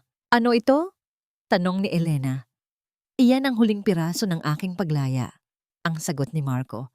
Pirmado na ang lahat ng dokumento para sa tuluyang paglipat ng mansyon sa pangalan mo nang walang anumang kondisyon. At ang huling pera na natitira sa akin, i-donate ko na sa foundation na itinatag mo para sa mga biktima ng domestic abuse. Tinitigan ni Elena ang sobre. Pagkatapos, ibinalik niya ito sa lamesa. Hindi ko na kailangan ng mga ito, Marco. Ang sabi ni Elena sa isang boses na puno ng katahimikan at awtoridad. Ang yaman na iniwan ng tatay ko ay sapat na para sa akin. Ang gusto ko lang ay ang pangako na magpapatuloy ka sa pagbabagong sinimulan mo. Hindi para sa akin, kundi para sa sarili mo. Tumayo si Elena at naglakad patungo sa pinto. Tumigil siya ng sandali at lumingon. Salamat, Marco, sa pagligtas sa akin kagabi at sa pagpapakita na ang tao ay pwedeng muling mabuhay mula sa sarili niyang abo. Malaya ka na rin. Huwag mo nang dalhin ang bigat ng nakaraan. Lumabas si Elena ng ospital at sinalubong siya ng mainit na yakap ni Gabriel. Sumakay sila sa sasakyan at nagsimulang maglakbay pabalik sa Tagaytay. Habang paalis sila ng Maynila, pinanood ni Elena ang paglayo ng mga matatayog na gusali. Ang bawat kilometrong nadaragdag ay tila isang pahina ng kanyang buhay na tuluyan nang natatapos. Pagdating sa Tagaytay, ang amoy ng dagat at ang bulong ng hangin sa mga puno ng pino ay sumalubong sa kanya. Ang panaderyang, ang bagong bukas, ay muling binuksan. Ang mga tao ay naghihintay, ang mga bata ay tumatakbo, at ang buhay ay nagpatuloy sa isang paraang mas matamis at mas maliwanag. Nakatayo si Elena sa dalampasigan, pinapanood ang paglubog ng araw na nagbibigay ng gintong kulay sa buong mundo. Hindi na siya ang babaeng martir, hindi na siya ang babaeng nagmamakaawa para sa pag-ibig. Siya na si Elena, isang babaeng buo, matapang, at may sariling liwanag. Ang cliffhanger. Habang naglalakad si Elena pabalik sa kanyang cottage, nakita niya ang isang maliit na sapatos ng sanggol na nakasabit sa kanyang pintuan, isang alaala ng kanyang anak na nawala. Ngunit sa tabi nito, may isang bagong usbong na halaman ng sampagita na nakatanim sa isang paso. Isang simbolo na sa bawat kamatayan ng isang pangarap, may bagong buhay na sumisibol kung tayo ay may lakas ng loob na magmahal muli. Lumipas ang 5 taon na tila isang banayad na agos ng ilog patungo sa malawak na dagat. Ang bawat araw na dumaan ay nagsilbing gamot sa mga sugat na dati ay tila hindi na maghihilom. Sa itaas ng burol sa Tagaytay, kung saan matatanaw ang dahan-dahang paghalik ng ulap sa Bulkang Taal, nakatayo ang isang matibay na istruktura na gawa sa bato at kahoy. Ito ang tahanan ni Elena, isang center para sa mga kababaihang naging biktima ng karahasan at pang-aabuso na itinayo ni Elena mula sa yaman ng kanyang ama at sa pagmamahal na muli niyang nahanap sa kanyang sarili. Sa loob ng center, ang amoy ng bagong lutong tinapay mula sa kalapit na panaderya ay nagbibigay ng init at pag-asa sa bawat sulok. Ang mga tawa ng mga batang naglalaro sa hardin ay nagsisilbing musika na pumalit sa mga hikbi at sigaw ng nakaraan. Nakatayo si Elena sa beranda habang pinapanood ang paglubog ng araw. Ang kanyang mukha ay wala ng bakas ng pagod. Ang bawat guhit ng kanyang gamuhang ngiti ay puno ng kapayapaan. Wala na ang wedding ring sa kanyang daliri, ngunit may isang simpleng gintong locket sa kanyang leeg na naglalaman ng litrato ng kanyang tatay at isang maliit na ukit ng isang anghel, ang kanyang anak, na nananatiling gabay niya sa langit. Lumapit si Gabriel mula sa likuran at dahan-dahang ipinatong ang isang shawl sa balikat ni Elena upang protektahan siya sa malamig na hangin. Hindi kailangan ng mga mabulaklak na salita sa pagitan nilang dalawa. Ang bawat sulyap, ang bawat paghawak sa kamay, at ang bawat sandali ng katahimikan ay sapat na para sabihing nahanap na nila ang tunay na tahanan sa piling ng isa't isa. Si Gabriel ay nanatiling matatag na pundasyon ni Elena, hindi bilang isang tagapagligtas, kundi bilang isang katuwang sa pagbuo ng mga pangarap. May dumating na sulat, Elena, mahinang sabi ni Gabriel habang iniabot ang isang sobrang may selyo ng isang kilalang pundasyon sa Maynila. Binuksan ni Elena ang sulat. Ito ay mula kay Marco. Sa loob ng 5 taon, nanatiling tapat si Marco sa kanyang pangako. Hindi na ito nagpakita pa sa kanya, ngunit bawat buwan ay nagpapadala ito ng balita tungkol sa kanyang mga gawain. Si Marco ay isa na ngayong ganap na social worker, naglalakbay sa mga malalayong baryo upang tumulong sa pagtatayo ng mga paaralan at klinika. Ang lahat ng yaman na natira sa kanya ay ginamit niya upang tubusin ang mga pagkakamali ng kanyang pamilya. Sinasabi sa sulat na pumanaw na nang payapa si Doña Sita, ilang taon na ang nakalilipas, at si Vanessa naman ay nananatili pa rin sa loob ng pasilidad para sa mga may karamdaman sa isip, malayo sa karangyaan at kasinungaling ang binuo nito noon. Sa huling bahagi ng sulat, isinulat ni Marco ang mga salitang naging hudyat ng ganap na pagpapatawad ni Elena. Elena, sa wakas ay nahanap ko na ang kahulugan ng pag-ibig. Hindi pala ito tungkol sa pag-aari, kundi tungkol sa pagpaparaya at pagsisikap na maging mabuting tao para sa ikabubuti ng iba. Salamat sa pagpapalaya sa akin. Dahan-dahang itinupi ni Elena ang papel at hinayaan ng hangin na tangayin ang mga alaala ng sakit. Sa puntong ito, masasagot na ang 3 tanong na matagal nang naghihintay ng kasagutan. Una, napatawad na ba niya? Oo, napatawad na ni Elena ang lahat. Hindi dahil nakalimutan niya ang sakit, kundi dahil tinanggap niya na ang nakaraan ay bahagi lamang ng kanyang paglalakbay patungo sa mas matatag na bersyon ng kanyang sarili. Ang pagpapatawad ay ang huling susi na nagbukas sa kulungan ng kanyang puso. Pangalawa, nahanap na ba niya ang kapayapaan? Ang bawat hininga ni Elena ngayon ay puno ng katahimikan.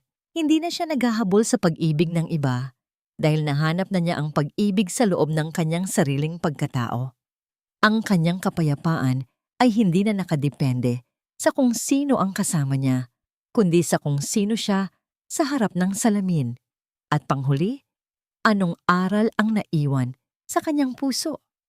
Ang pag-ibig ay hindi dapat maging isang sakripisyo ng sariling dangal.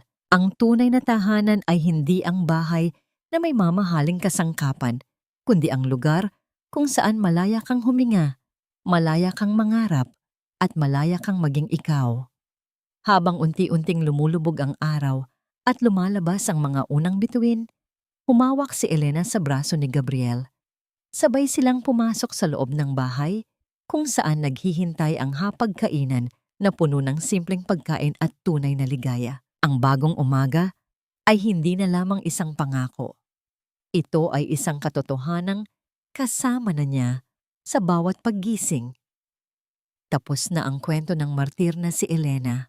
Ngayon, nagsisimula na ang kwento ng babaeng natutong magmahal muli, simula sa kanyang sarili.